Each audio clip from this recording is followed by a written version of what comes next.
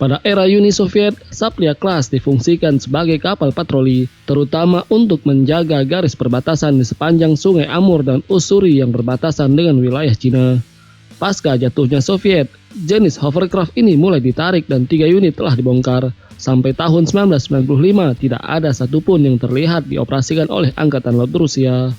Dan sekarang meski tengah terfokus pada peperangan darat di Ukraina, Rusia tidak melupakan pada pengembangan unsur kemampuan serang amfibi yang pernah jadi andalan Uni Soviet itu.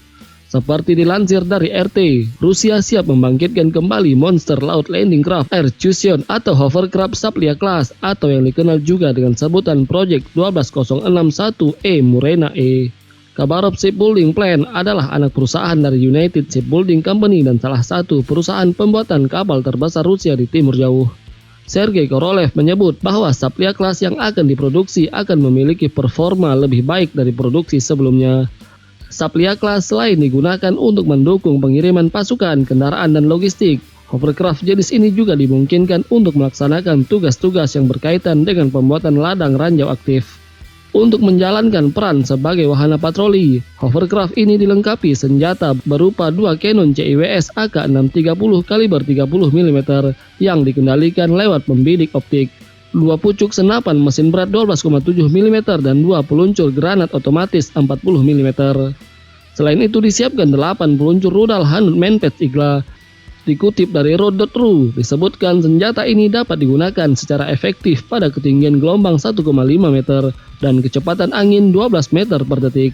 Dengan bobot 151 ton, Saplia Class ditenagai 2 kali 4000 HP PR77 gas turbines, 2 lift fans, 2 propulsion fans, dan 2 four-bladed variable pitch propeller.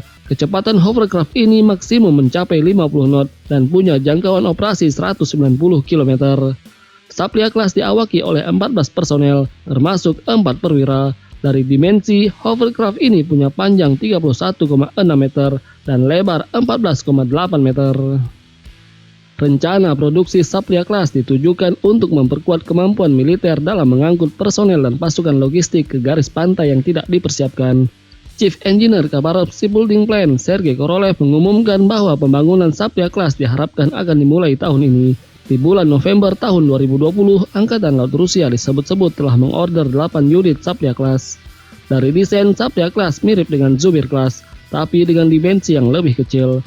Kemiripan antar keduanya terlihat dari model 2 kubah Cannon CIWS pada dek atas, posisi anjungan, dan tentunya bilah propeller di bagian buritan. Dari sejarahnya, Saplia Class dibangun oleh Almaz Khabarov Shipyard Amur pada periode 1982 hingga 1991. Dari 12 unit yang rencananya akan dibuat, hanya 10 yang terrealisasi di produksi, di mana 7 unit sempat dioperasikan Angkatan Laut Rusia dan 3 sisanya dioperasikan oleh Angkatan Laut Korea Selatan.